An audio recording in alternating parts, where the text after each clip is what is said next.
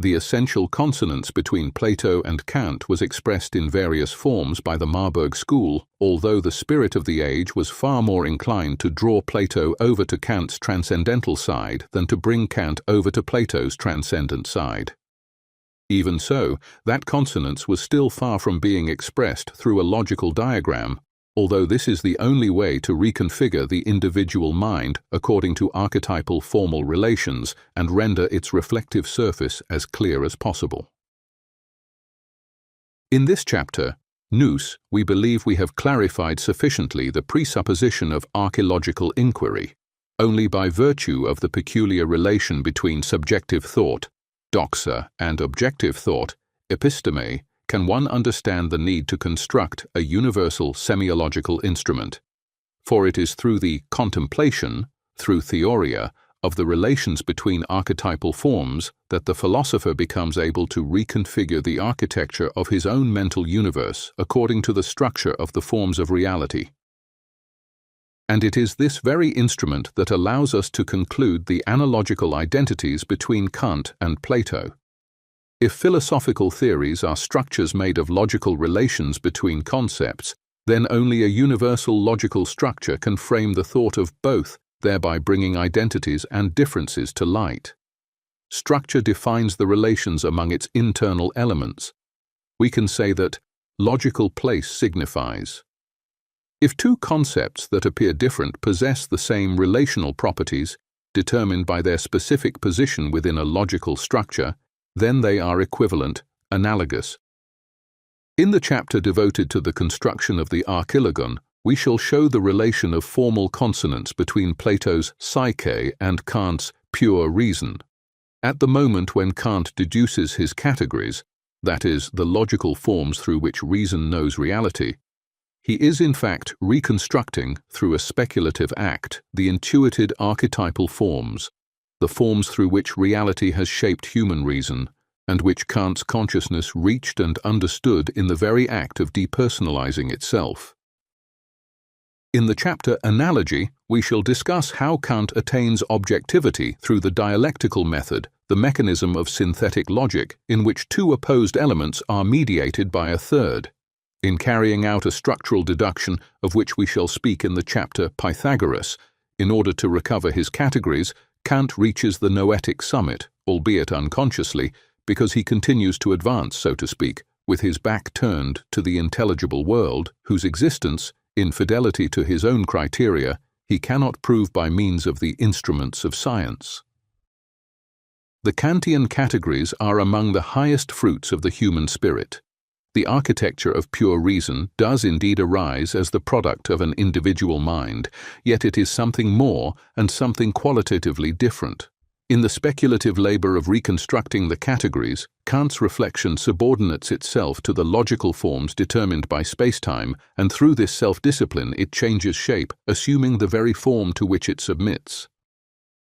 That is, it rises from subjectivity to objectivity, from singularity to universality, and lays aside its individuality, exactly as, in the course of a calculation, a mathematician sets aside his subjectivity and becomes the vehicle of something impersonal and objective that transcends the initial psychological dimension.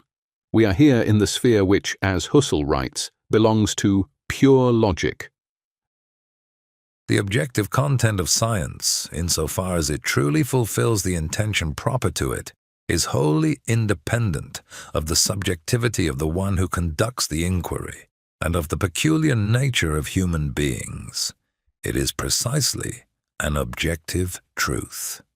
Pure logic is concerned precisely with this ideal aspect, that is, with form.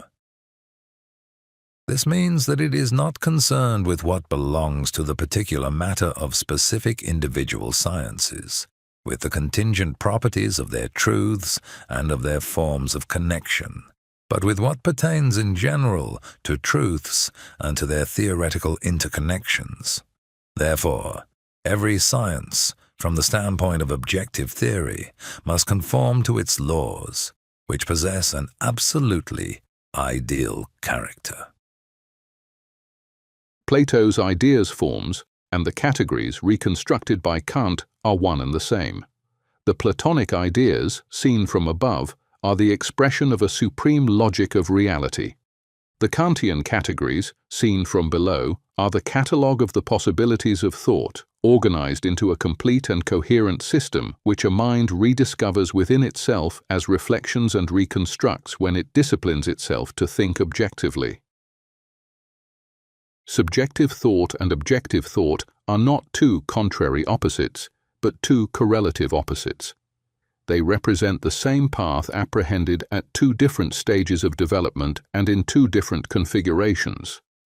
As Marcus Aurelius says, an individual mind is a fragment of the universal mind because its subjectivity is due to its condition of bodily separateness, of being a part, which chains it to existence, that is, to a precise place in space and a precise moment in time. Its level of development is measured by the breadth attained by consciousness, which, in the pursuit of true knowledge, is under tension towards the universal. The universal does not reside in a mind focused upon the singular. It resides in the mind that thinks the universal by consciously raising itself to the universal. When chess players play, neither of them moves the pieces according to the whim that would secure victory by sweeping the opponent's pawns aside with a wave of the hand. The individual thought of both is subordinated to the universal logic of the rules. It is shaped, adapted, transformed. It is no longer the product of two distinct consciousnesses. Both are fused into a single form that transcends them. And during the game, the two players do not need to speak. They understand one another with regard to possible and impossible moves, almost as though they were reading each other's thoughts. Reading each other's thoughts is a poetic metaphor for saying that one thinks by means of the same form. What the two players cannot understand in one another, to humanity's fortune and misfortune alike, are their individual strategies, precisely because these are not universal. They are individual, distinct, differently formed, because they are directed not towards universal ends, but towards particular and singular ones. Plato tells us that human thought is capable of development and that it passes through phases brought about by a logical remodeling. Objective thought, episteme, is nothing other than the adjustment of subjective thought, guided by will and discipline, to the logic of reality. And the archilogon, whatever its historical origin may be, is the instrument that can help subjective thought conform itself to objective thought through the contemplation of the formal relations that constitute its structure. In the chapter Symbol, we recounted the exile of philosophy from its original vocation in order to offer an elementary compendium of the idealist perspective that informs our project, then focusing on the particular relation that binds Kant to Plato and on the divide opened up between ancient and modern gnoseology. Much has been left aside, yet all the themes embraced by philosophy, ethical, political, juridical, aesthetic, are subordinate to the problem of knowledge, because our way of knowing determines the orientation of our choices and therefore of our actions. The logic of a consciousness focused upon empiria generates a type of human behavior substantially different from that shaped by a logic focused upon ideality. One who acts on behalf of the part indeed struggles to understand one who acts on behalf of the whole. The Pythagorean way of life celebrated by Plato is the fruit of this logic, and in the next chapters we shall reconstruct it as faithfully as possible. Over the centuries, Plato has been explored in depth above all from the ethical, political, and pedagogical points of view, since these aspects are easily singled out. Yet such doctrines are the direct consequence of their place within a global pan-Sophic architecture. They are the fruit of a synthetic logic. Jaeger writes, For Plato, Socrates' moral problem had from the very beginning been a problem of knowledge. The question of correct moral insight, of phronesis, to use the name that Socrates had taken from the current usage of the Greek language, concealed within itself the still deeper problem of the essence of knowing in general and of the true nature of being. How does man know what he knows? Without a convincing answer to Socrates' question, any assertion, even the most authoritative, appears weakly grounded, and is therefore exposed to the corrosive irony of that master who claimed to know nothing.